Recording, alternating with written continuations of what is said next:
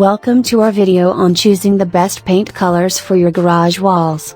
Your garage is an important space in your home, and it deserves to look and feel great.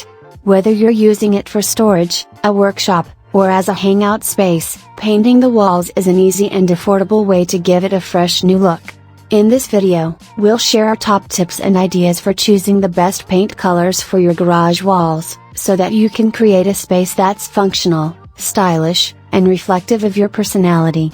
Here are some of the best garage wall paint colors and the impact they can have on your space. White is a classic and timeless color that can help brighten up a dark garage. It's also a great choice if you want to create a clean and minimalist look. Light gray is another great option if you want to brighten up your space.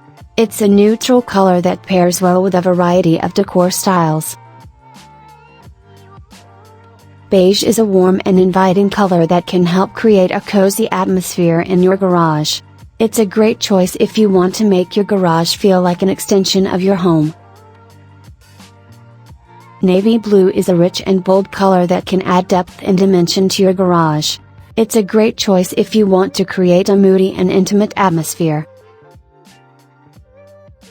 Forest green is a deep and earthy color that can help create a calming and relaxing atmosphere.